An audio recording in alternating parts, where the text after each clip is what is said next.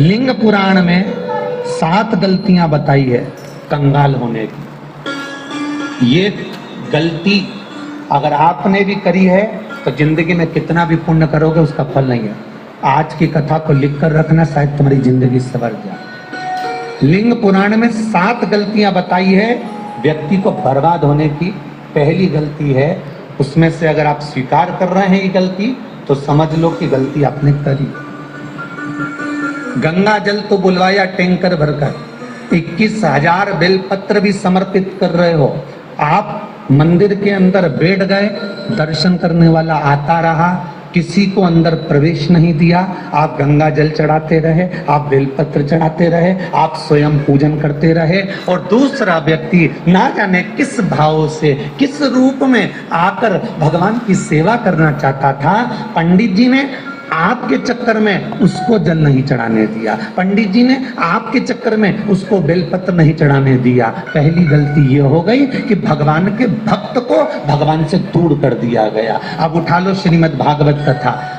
2 देवताओं ने गलती करी थी। एक ब्रह्मा जी ने गलती करी थी कि गाय बछड़ों का हरण कर लिया था। 1 वर्ष होने में 1 दिन था तब ब्रह्मा जी ने गाय बछड़े वापस दिए थे। दूसरी गलती इंद्र ने करी थी, जल वृष्टि करी तब भगवान कृष्ण को गोवर्धन पर्वत उठाना पड़ा। दोनों देवताओं ने गलती करी, पर भगवान कृष्ण ने इंद्र को क्षमा कर दिया पर ब्रह्मा को क्षमा नहीं करा। क्यों नहीं करा? क्योंकि इंद्र को क्षमा इसलिए करा क्योंकि इंद्र ने जब जल वृष्टि करी तो सारे ब्रजवासियों को भगवान के चरणों में लाकर छोड़ दिया। सारे ब्रजवासी गोवर्धन पर्वत के नीचे आकर बैठ गए, भगवान के चरणों में आ गए। और ब्रह्मा ने जो गलती करी वो ऐसी गलती करी कि भगवान से गाय और बछड़ों को दूर कर दिया। जो भगवान से भगत को दूर कर दे उसको शंकर कभी क्षमा नहीं कर सकता। इसलिए बर्बादी का पहला कारण आप भक्त और भगवान में दूरी बना।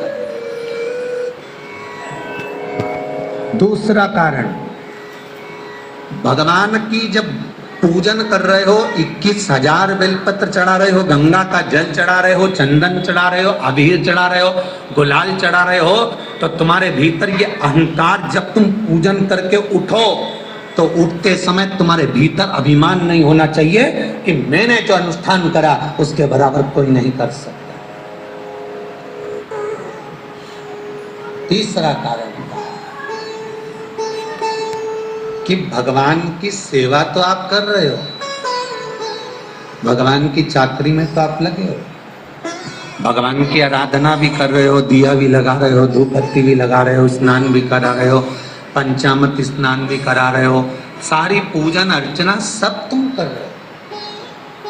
पर हो सकता है इस पूजन अर्चना में आप केवल 3 घंटा पूजन करते हो और बाकी के समय किसी न किसी की जीवात्मा को दुख पहुंचा रहे हो। एक कथा में एक बात कही थी कि भले मंदिर में दिया मत लगाओ, भले मंदिर में जाकर धूप बत्ती मत जलाओ, भले मंदिर में जाकर भोग मत लगाओ, भले मंदिर में जाकर जल मत चढ़ाओ, कुछ मत करो, भले भगवान को नए कपड़े मत पहनाओ, भले तुम्हारी मर्जी पड़े भगवान को भोग मत लगाओ, पर शास्त्र कहता है कुछ मत करो, पर एक काम जरूर करना कि किसी के चेहरे पर प्रसन्नता ला देना तो मंदिर में दिया जलाने के बराबर होगा। किसी के चेहरे पर चमक ला देना, प्रसन्नता ला देना तो अगरबत्ती लगाने के बराबर होगा। किसी गरीबड़े के, किसी दुखी के चेहरे पर अगर तुमने प्रसन्नता ला दी तो वो भगवान को कपड़े पहनाने के बराबर होगा। मालूम पड़े तो मंदिर में पूरी सब्जी बांटो, मंदिर में भोजन कराओ, मंदिर में सारा पकवान चढ़ाओ, और कोई तुम्हारे कारण अगर दुखी है तो तुम्हें वो सुख का भान नहीं हो सकता। तीसरा कारण है वो सुख नहीं मिल सकता। चौथा कारण है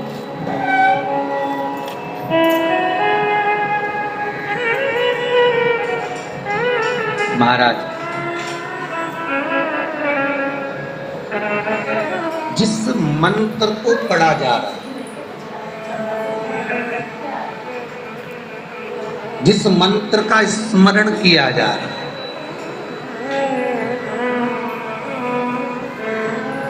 जिस भगवान की माला को हम जप रहे हैं, हम पाठ कर रहे हैं, उसमें त्रुटि उठा लीजिए। दुर्गा सप्तशती,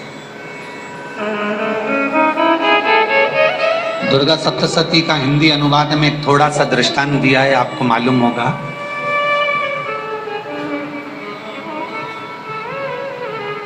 एक जजमान सप्तशती का पाठ कराते थे नवरात्रे में। नवरात्रे पूरे होते थे और उनकी पत्नी मर जाती थी। सप्तशती के अंदर लिखा है, बहुत ध्यान से सुनिए। दुर्गा सप्तशती का पाठ कराते थे और पत्नी नवरात्रे के बाद 4 महीना 3 महीने के बाद मर जाती थी। बहुत दुखी था सेठ। एक शादी करी, दूसरी करी, तीसरी करी, चौथी करी, चौथी पत्नी भी मर गई। बहुत दुख हुआ। आज वो गुरुजी के पास चले गया, गुरुदेव, गुरुजी, गुरुदेव, गुरुदेव। गुरुजी बोले क्या हो गया? सेठ जी बहुत दिनों के बाद आ रहे हो, क्या बात है गुरुदेव? मेरे को एक बात समझ में नहीं आती कि मैं नवरात्रे में सप्तशती का पाठ कराता हूँ, देवी जी का यज्ञ करवाता हूँ, माता रानी को चूनर पहनाता हूँ, उनको सुंदर बिछुड़ी, पायल, चुनरी सब पहनाता हूँ, कन्याओं का भोजन करवाता हूँ, भंडारा करवाता हूँ, जवारे बोता हूँ, अखंड ज्योत लगाता हूँ, पर नवरात्रि जैसी पूरी होती है उसके 2 महीने 3 महीने बाद मेरी पत्नी क्यों मर जाती? 4 पत्नियां मेरी मर चुकी हैं, 5वीं मैंने शादी करी है। गुरुदेव आप कृपा करिएगा, कुछ तो बता दीजिए, कुछ करुणा कर दीजिए। गुरुजी बोले जब तू सब कुछ अच्छा कर रहा है, ज्योत भी जला रहा है, कन्या भोज भी करा रहा है, चुनरी भी चढ़ा रहा है, भंडारा भी कर रहा है, ज्योत भी लगा रहा है, जवारे भी बो रहा है, माता रानी की सेवा भी कर रहा है, अखंड रात्रि व्रत कर रहा है, सब कुछ तूने करा, यज्ञ भी करा, फिर तेरी पत्नी क्यों मर सकती है? ऐसा हो ही नहीं सकता। नहीं गुरुदेव, मेरी 5वीं शादी है गुरुदेव, अब की बार आप कृपा करिए। गुरुजी ने कहा तेरे पंडित जी को अनुष्ठान पर बुला, मैं कमरे में बैठकर सुनूंगा सप्तशती का पाठ, तब मैं ध्यान करूंगा।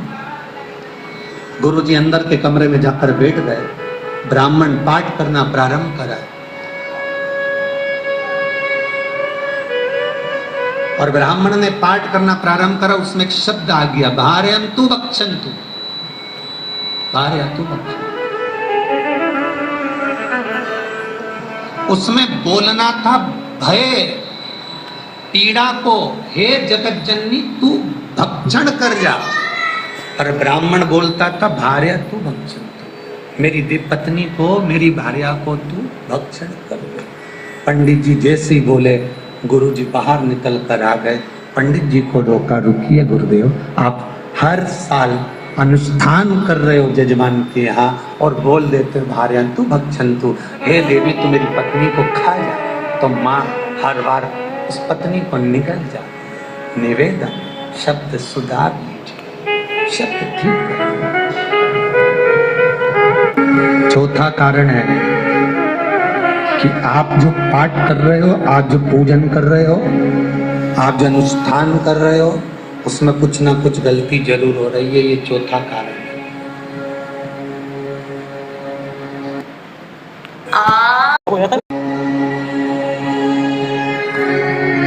एक बार पूरे घर के लोगों को बिठाओ, अपने घर के लोगों को, मम्मी से पूछना, मम्मी तुम कौन कौन सा पाठ करती हो? एक बार मम्मी से पूछना। फिर एक बार पापा से पूछना, पापा आप कौन कौन सा पाठ करते हैं सुबह? फिर बहू से पूछना, भाभी आप कौन कौन सा पाठ करती हो? फिर छोटी दुल्हन से पूछना, छोटी दुल्हन तुम कौन कौन सा पाठ करती हो? भैया आप कौन कौन सा पाठ करते हो? आप कौन कौन सा पाठ करते हो? पूछना।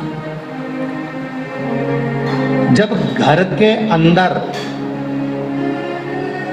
बड़ी बहू अलग तरह का पाठ कर रही है, छोटी बहू अलग तरह का पाठ कर रही है, मंजली बहू अलग तरह का पाठ कर रही है, माँ अलग तरह का पाठ कर रही है, पति अलग तरह का पाठ कर रहा है, तो उसका जो प्रभाव है, कौन सी चीज कहाँ टकरा रही है, जिसके कारण घर में रोग इतना है कि कोई सही होने वाला ही नहीं। अब तुम कहो कि सीवर वाले गुरुजी ने उपाय बताया, हमने बहुत करा, पर सही क्यों? तो सही क्यों नहीं हो रहा है? उसका कारण है या तो बड़ी बहू जो पाठ कर रही है, या सास जो पाठ कर रही है, जो पति जो पाठ कर रहा है, नाते जो भी उस घर के अंदर रहकर जो पाठ अर्चना कर रहा है, उसमें जरूर कुछ ना कुछ ऐसा हो रहा है जिसके कारण वो काम नहीं कर पा रहे। उसमें कुछ ना कुछ गलती हो रही है जिसको तुम समझ नहीं पा रहे, जिसको तुम अपने आप को बहुत विचार करते हो कि मेरे बराबर कोई नहीं कर सकता, मैं शंकर की भगत, मैं राम की भगत, मैं कृष्ण की भगत, मैं जो करती हूँ बहुत अच्छा करती हूँ, मैंने जो किया बहुत अच्छा करा। पर हो सकता है उसी कारण आपको दुख झेलना पड़ रहा है।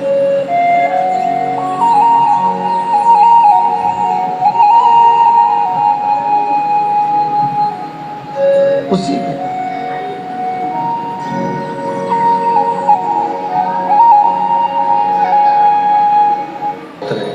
महाराज, हमने जो दान किया, हमने जो पुण्य किया, हमने जो सत्कर्म किया, वो किस जगह पर लगा? पांचवा सूत्र,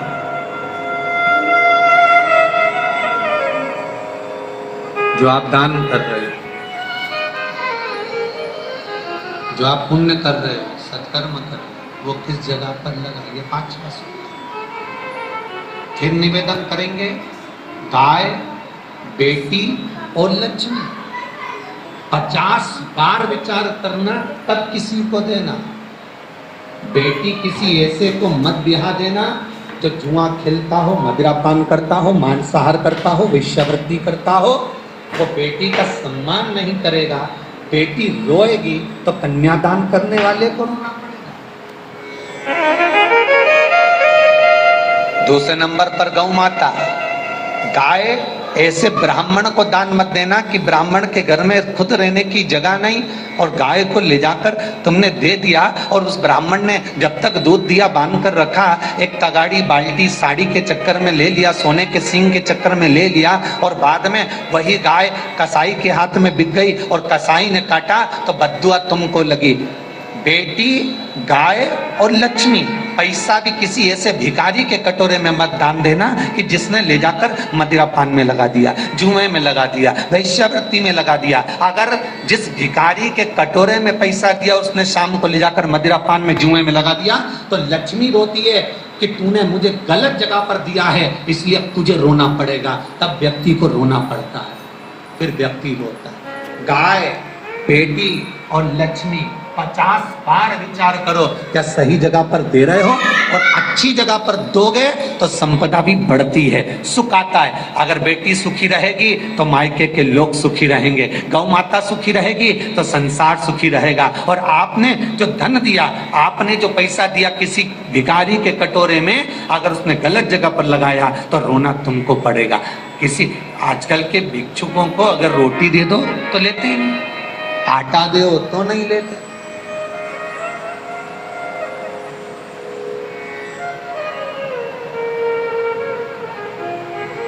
पहले के समय में जो भिक्षुक आते थे ना, तो रोटी बनी हुई मांगते थे। बूढ़ी बूढ़ी माताएं जानती होंगी, चिमटा बजाकर, घुंघरू बजाकर कहते थे भोजन, तो 2 रोटी निकाल कर दे दी जाती थी। लो बाबा, तो माता इतना प्रेम रखती थी, केवल रोटी नहीं देती थी, बाबा बैठो हम सब्जी ला कर देते। इतना प्रेम था बुजुर्ग माताओं का, बैठो। पर आज के जमाने में अगर रोटी दे दो तो फेंक दे नली में ले जाके। पैसा चाहिए, क्यों? शाम को पीने के लिए चाहिए ना, मदिरापान के लिए, मांसाहार के लिए, जुए के लिए, वेश्यावृत्ति के लिए धन चाहिए।